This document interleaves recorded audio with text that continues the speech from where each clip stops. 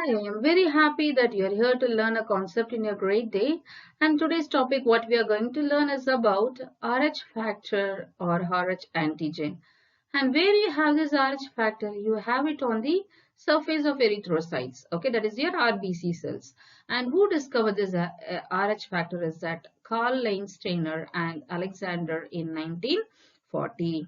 Okay, they were doing their research work in a type of a monkey called rhesus monkey, and they found out this RH factor in the blood of this monkey. Okay, the scientific name for this rhesus monkey is Macaca rhesus. Okay, and because of this discovery, because they identified this type of factor only in rhesus monkey for the very first time. Okay, only for this reason they have named this factor as RH factor.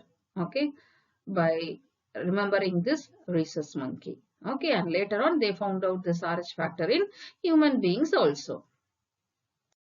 Okay, now in RH blood group system, what this RH factor term refers to, it is immunogenic D antigen.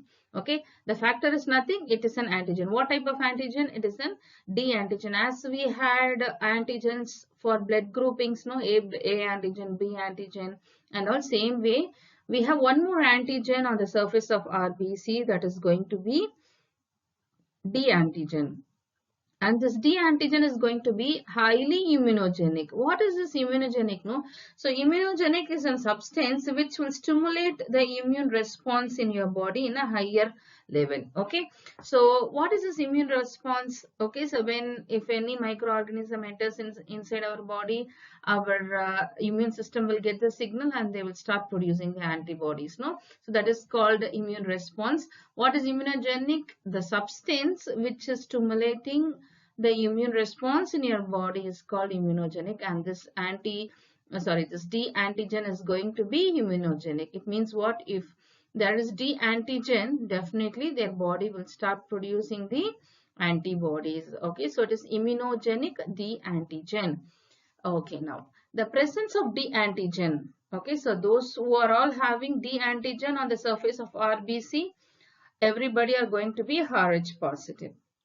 Okay, and the absence of D antigen, if their RBC surface is not going to have any RH antigen, that is D antigen, they are going to be the negative person, RH negative. Okay, and this is inherited as dominant trait. RH factor is inherited as dominant trait. Okay, so it means what? In dominant condition, this RH antigen will be expressed. Okay. So now what we have learned is that on the surface of RBC cell is going to have D antigen.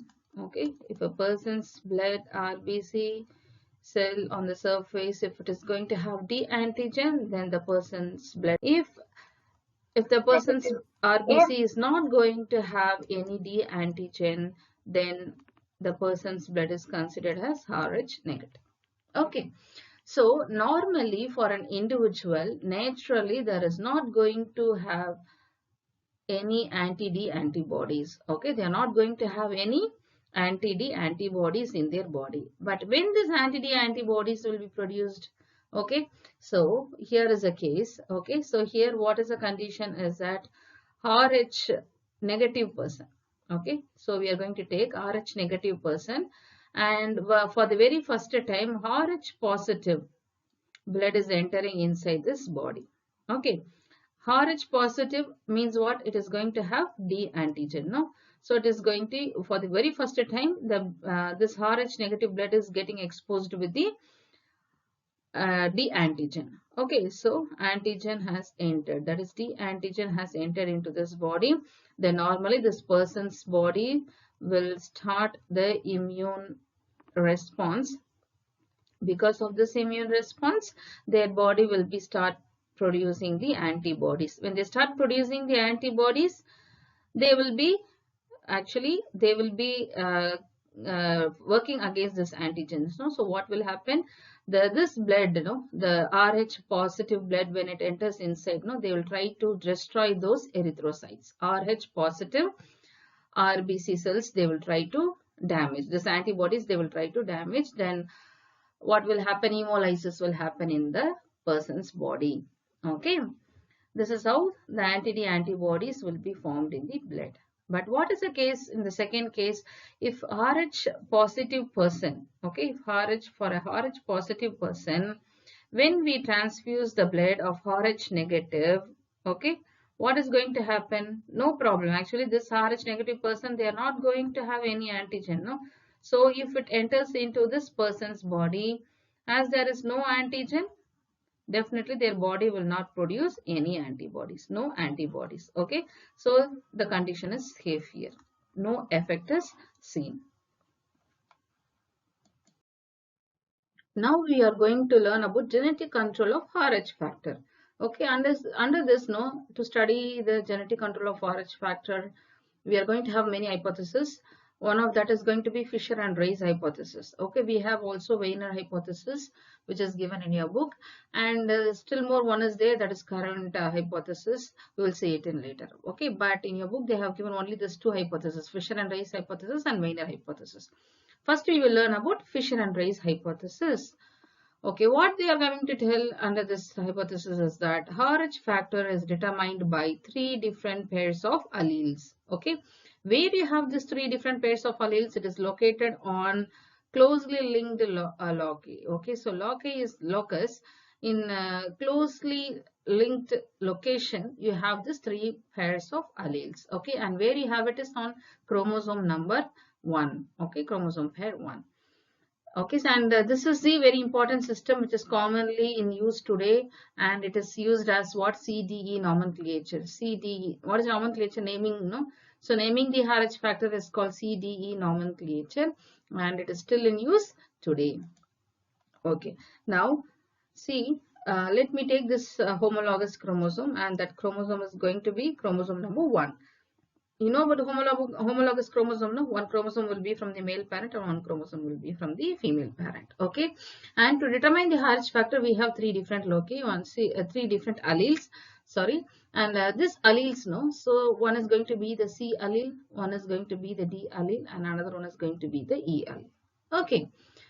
Okay, now see, in this first allele in one chromosome, okay, either the allele may be the dominant or recessive E allele. Okay, so sorry, C allele. Dominant is capital C, recessive trait is represented as small c. Okay, in second allele, see here it is capital D, so this is going to be the dominant trait, and small d is going to be the recessive trait. And in third allele, okay, and in capital E is going to be the dominant trait, and small e is going to be the recessive trait. Okay, and same way here also in another chromosome, dominant and recessive trait is there, dominant recessive trait is there. Out of this, no, so in one allele either it will be the dominant or recessive. In each allele the allele will be either dominant or recessive. Okay, studying to know about this, no, so first we have to know about the alleles function. Okay, C allele, what is the function of this? It will be producing C antigen. What D allele will produce? They will be producing D antigen. What E allele will be producing? They will be producing E antigen. Okay, so here I see we have still now we have studied only this D antigen, no, from the beginning. So if D antigen is there, it means RH positive. If D antigen is not there, it means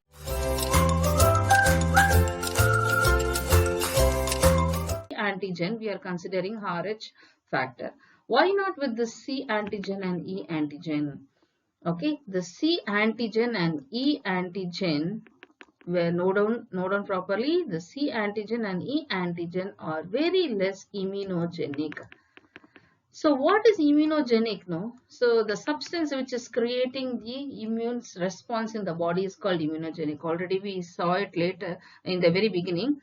Okay, so actually C and E antigen is less immunogenic, so it is not going to stimulate any immune response in the body, and it is not going to produce any antibodies, so it is less immunogenic. So we are not going to consider the C and E antigen to determine the RH factor. Okay, because it is less immunogenic and they are equally dominant. Okay, they are equally dominant. What it means, either it dominant or in recessive, no problem, they will be producing the antigens. Okay, either it is dominant or recessive, no problem, they will be producing the antigen, but that antigen is less immunogenic. So to determine the RH factor, we are not going to consider this C and E antigen, we are going to consider only this D antigen to determine the RH factor. Okay, so if D antigen is there, it means RH positive. If D antigen is not produced, the blood is considered as RH negative. Hope I think this concept you would have understood very well now. Okay. Okay, now we are going to see about possible genotypes. Okay, so to know about possible genotypes, first you have to be very clear that C and E allele, okay, so C and E allele will be producing C and E antigens, okay, and C and E allele are going to be very less immunogenic, okay, and they are not going to cause any big immune response in their body, and so we are not going to consider the C and E allele to determine RH positive or RH negative. We are not going to determine the C and E. Okay, either it can be dominant or it can be recessive. What is dominant and what is recessive? See, I have expressed here with capital C is dominant, small c is recessive.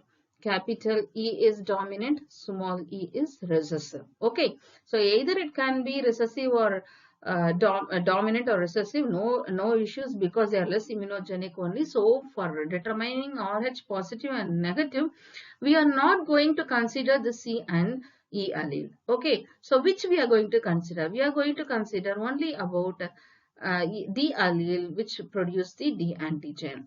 As they are highly immunogenic, we are going to consider only this for the determining RH positive and RH negative. Okay. Okay. So if they are going to have this allele, okay, we have to represent it by the capital D. Okay, that is the dominant. Okay, that is going to be the dominant. Okay, and if it is small d, if this allele is not there, in the absence of this allele, so the D antigen will be not produced. So we are representing it by the small d, and that is going to be recessive. Okay, so if it is capital D, what will happen? That condition will be RH positive. Okay, but what about this D, small d? What is small d? In both the cases, in double recessive genotypes, here it is there. If you see, in double recessive genotype, okay, if both the chromosomes have two recessive triads, in such condition only RH negative will be there. Okay, so the capital D will be RH positive, small d in double recessive genotype condition, only the RH will be negative. Okay, now we will see with this four possible possibilities. Okay, first possibility. Okay, in this C already I have given C, D, E code genotypes here. Okay, so one is going to be either, you can see in both the chromosomes, one will be capital C and here this side will be small c. Okay, and it can either C and E, it can be dominant or recessive, no problem at all. Okay, so I'm not going to consider this, but I'm going to consider this D allele. Okay, in first possibility, see one in this homologous chromosome, that is chromosome number 1, in this homologous chromosome, one chromosome is going to have capital D dominant and one is going to be having recessive triad, small d. Okay, as dominant is there, only dominant will be expressed, so the child will be RH negative, RH positive. Okay, and in second case, what is going to happen? one of the chromosome is going to have recessive trait and other one is going to have the dominant trait. So definitely the child will be Rh positive. Okay, already because what dominant only will be expressed. But in this third case, if you see again, one is going to have D, okay, capital D dominant, and one is going to be recessive, whatever it may be, the condition is going to be Rh positive. Dominant only will be expressed. But in this fourth condition, if you take both the chromosome is going to have the recessive trait. Okay, when in this trait D and D, this is double recessive genotype condition. Okay, so both the chromosome only recessive trait is expressed only in this condition. The child will be having Rh negative. Okay, I hope you have understood very well. No, so because see, you have to be very sure that C and E is not a issue about being a dominant or recessive. It can be in either way in each chromosomes. It can be one of the chromosome may have the dominant C or E, another side it can be recessive C or E. Whatever it may be, no problem. We must not consider C and E allele to determine the Rh factor. We have to consider only the D allele to determine the Rh factor. Okay, hope you have understood this concept so well. Okay. Okay, now we are going to learn about Weiner hypothesis. What Weiner proposed, he proposed that Rh factor is determined with 8 alleles. Okay, so here I have given C, capital R1, capital R1, capital R2, capital R0, capital RZ, and small r, one, small r1, 1, and small ry. Okay, so these are the 8 forms of the alleles. Okay, and the alleles, it is occupied by the single Rh locus. Okay, each allele in single Rh locus, one location for one alleles to determine the Rh factor. Okay, now how to consider this Rh point? How Weiner considered Rh positive or negative? All the genotypes carrying the dominant capital R allele. Okay, that is R1, R2, R2, all alleles which is carrying the capital R will be the positive, Rh positive phenotype. Okay, and the double recessive genotype, that is the condition when it expressed by two small r. So that is what double recessive genotype. We have to remember that DD, no? So when you remember that, this will be easy. Okay, so when this is expressed, then it is going to be Rh negative phenotype. Okay, so I will just give you an example for this. Okay, so what he is coming to tell, what Weiner is coming to tell is that in one homologous chromosome, that is what chromosome, it is chromosome number 1, and there is going to be one single locus to determine the Rh factor. Okay, so see, if this is going to have R1 and if this chromosome is going to have small r1, what is the condition? This is only the dominant, no? Capital R1 is the dominant, so the person will be Rh positive. Okay, he can either have any R out of this 4 alleles, any form. Okay, he or she can have this allele as REZ also. Okay, here R small r11 also. In this condition, what will happen? Again, dominant only will be expressed. So the child will be again Rh positive. When Rh negative will be expressed, okay, is that in this condition. Okay, when a homologous chromosome and both the chromosome, if they are going to have double recessive genotype, it means what? Here if it is small r, okay, 1, or here it is small r 1 1, in this condition only. Okay, in both the condition also there is a recessive. In both the chromosome, the recessive traits are present. So as they have both recessive traits, the condition will be Rh negative. Okay, this is called double recessive genotypes. Okay. Here, what is happening in this first condition and second condition? It is single type. In one chromosome, any one of the chromosome, if it is carrying the dominant trait, the condition will be positive. Okay, but when they will be having this negative trait is that when both the chromosome having the recessive genotypes. In that condition only Rh negative will be expressed. Okay, so previously in Fisher hypothesis we saw the Rh factor is determined by the three different alleles, C, D, E we saw. But what Weiner is coming to tell is that it is Rh factor is determining by allele which is situated in one particular locus. Okay. Okay, so now you can see the difference between Fisher and Race and Weiner's comparisons of genotypes. No, see in this first four you can see very well that they are going to have the capital D, where this first four is considered as dominant in Fisher and Race because they are going to have the capital D allele. No, so it is going to be dominant. In Weiner, in this first four, if you see, it is uppercase R, no, capital R. So here also the condition is going to be dominant only. Okay, C, D, E means R1. Okay, in the second case, if it is C, capital C, capital D, small d, capital E means R2. Okay, if it is capital D, small c, small e means it is RO. Okay, in such a way they have named. Okay, so the genotypes. Okay, next four, if you see, all are going to have only the lowercase d, so the condition is going to be recessive. Here also the 4 is going to be small r, so the condition is going to be recessive. Okay, a little comparative study about Fisher and Race genotypes and Weiner's genotypes. Okay, so here I have given just a comparative study, so it will be easy for you to understand the concept very clearly.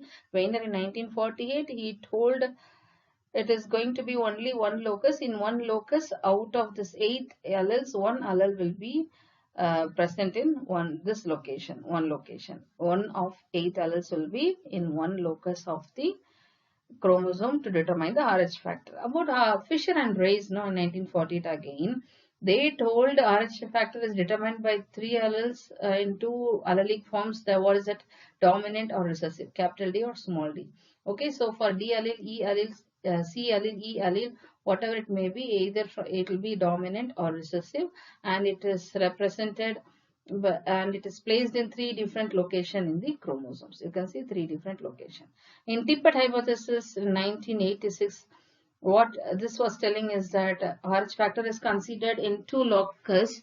Okay, what is that locus? Is that RHD is one location, and see, you can see here RHCE, RHCE, RHCE in this 4 forms. Either in out of this 4 forms, anyone will be in another location. Okay, so one location for D allele and another location for C and E allele together. Okay, so this is the current Tippett model, which was done in 1986. Okay, so Fisher and Race theory is going to have 3 locations, 3 genes linked like this D, C, E. Okay, and useful to describe the antigen and antibodies. Weiner theory is 1 locus, 1 gene.